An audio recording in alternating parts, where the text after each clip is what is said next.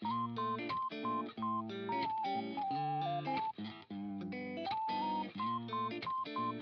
perkenalkan nama saya Magnificator Hartanto dengan NPM 61624010027. Perkenalkan, saya Beril dengan NPM 61624010007. Saya Ricardo Steven Antoro Soryanto dengan NPM 61624010008. Saya Kezia Simanjuntak dengan NPM 61624010020.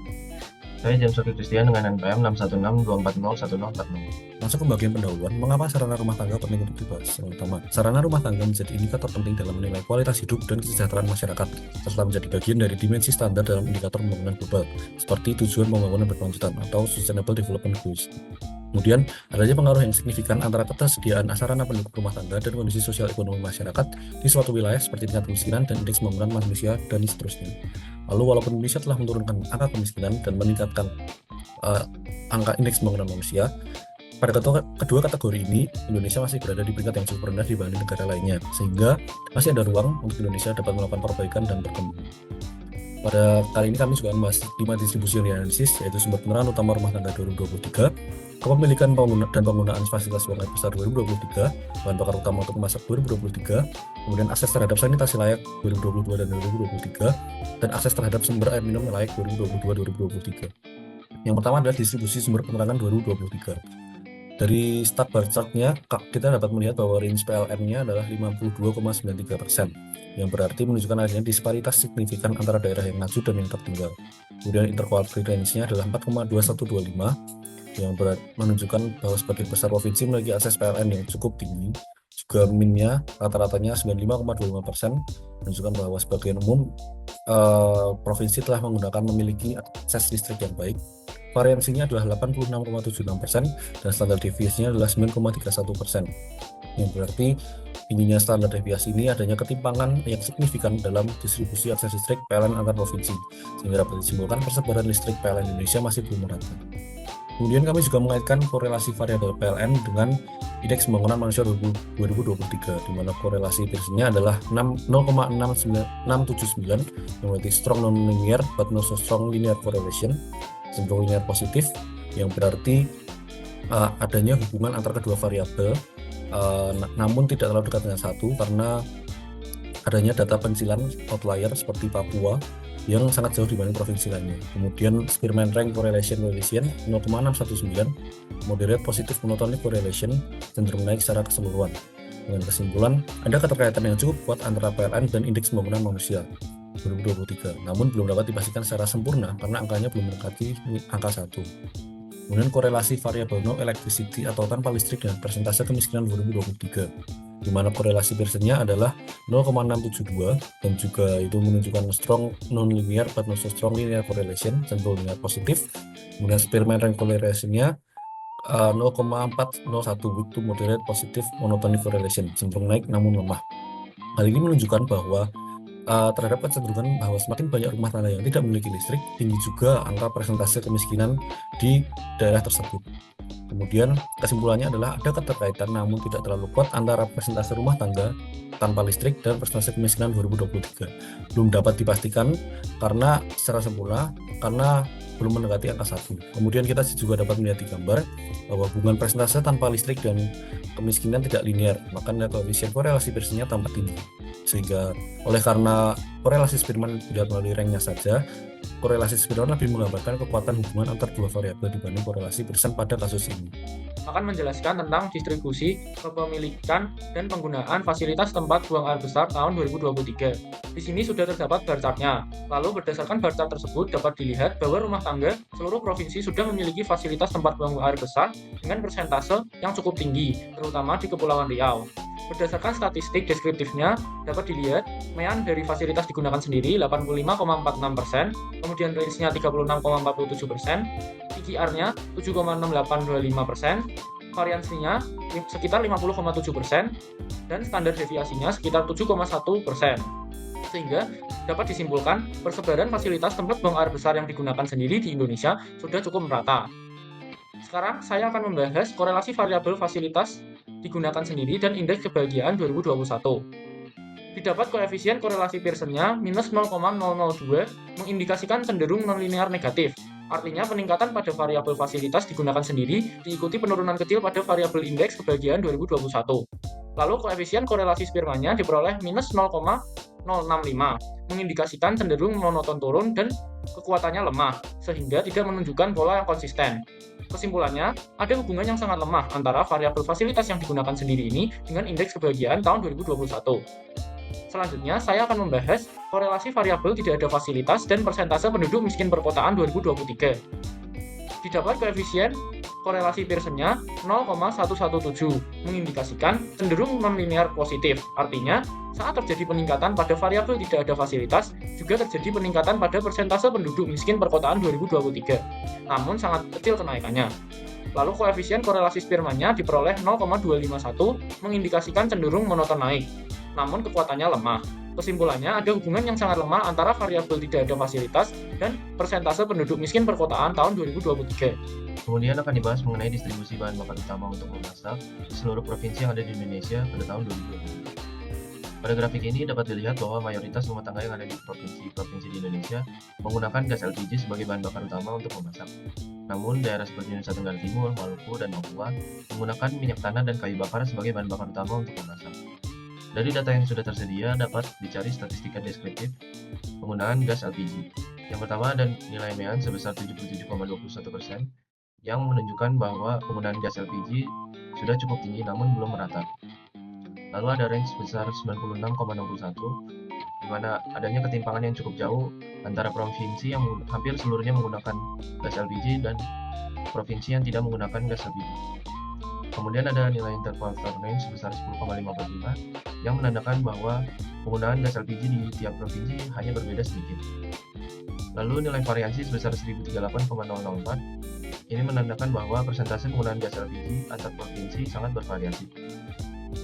Yang terakhir ada standar deviasi sebesar 32,21 di mana terdapat ketimpangan yang cukup jauh antara nilai ini dengan rata-rata, yang menandakan semakin besar nilai ini maka semakin tidak meratanya penggunaan gas LPG.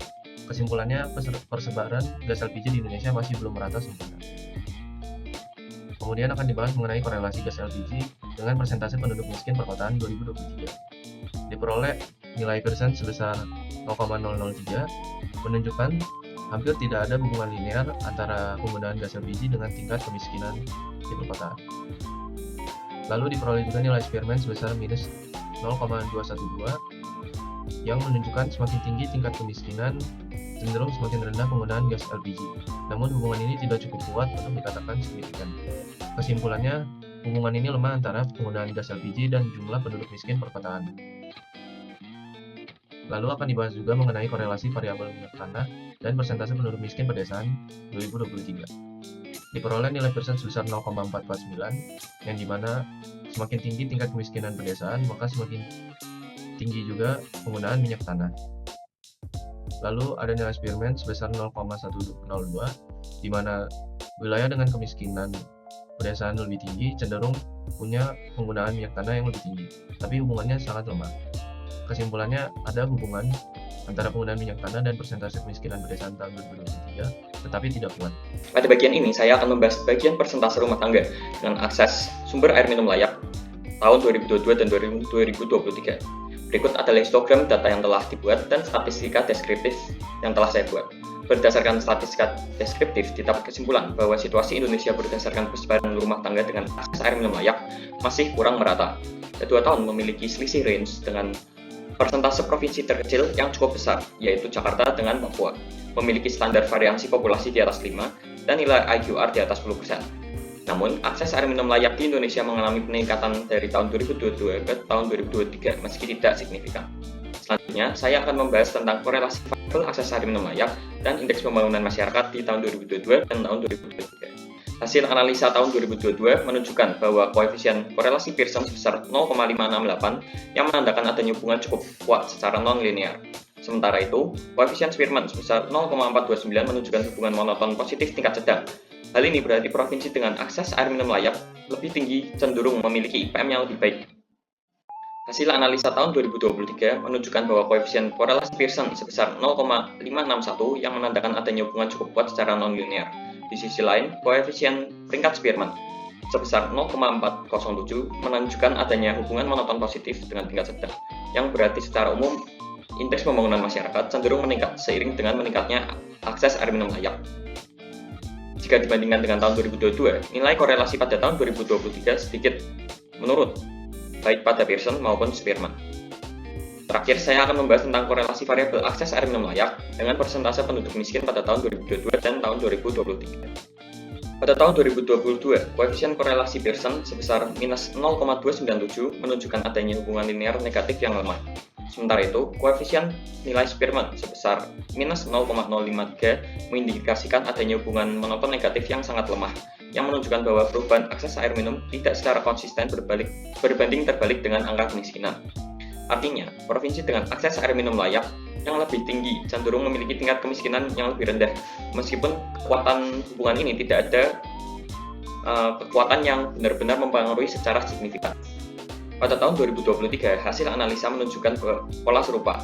Nilai koefisien Pearson sebesar minus 0,283 mengindikasikan hubungan linear negatif yang lemah, sementara itu, koefisien Spearman sebesar minus 0,079 menunjukkan hubungan monoton negatif yang sangat lemah. Dibandingkan dengan tahun sebelumnya, hubungan antara kedua variabel sedikit kuat pada tahun 2022. Namun, baik pada tahun 2022 maupun 2023, hubungan yang terbentuk tetap tergolong sangat lemah dan tidak menunjukkan pengaruh signifikan terhadap angka kemiskinan.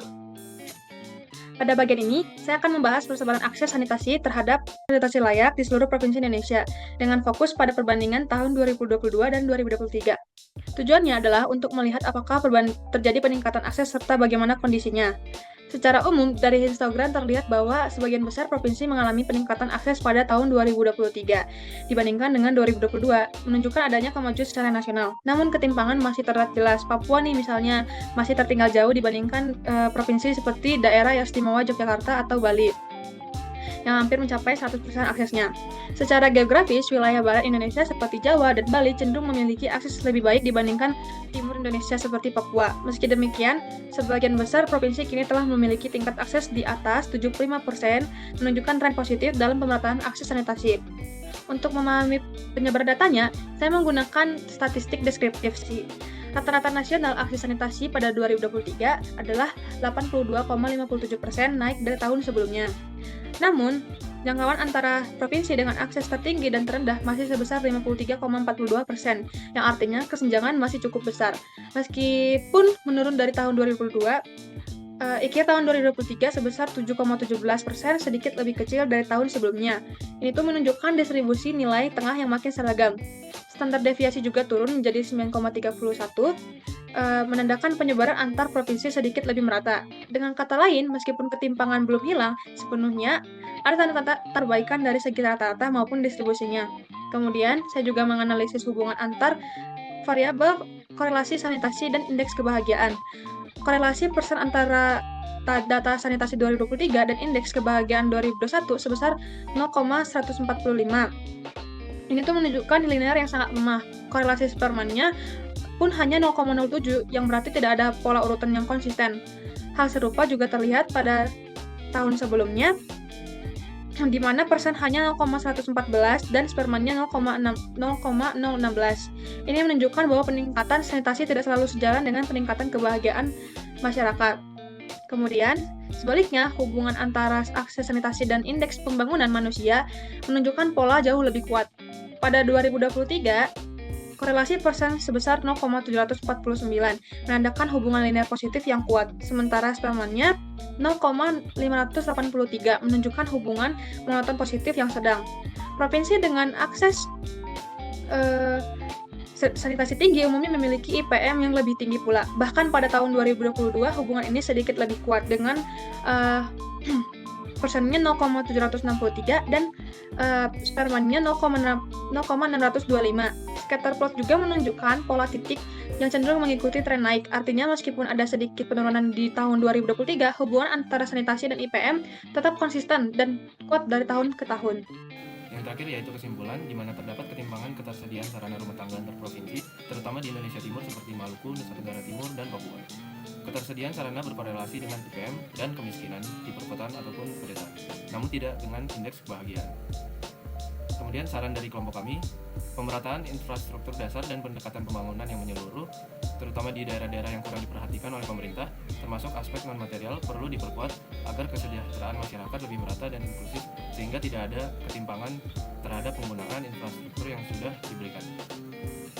Sekian dari kelompok kami, terima kasih.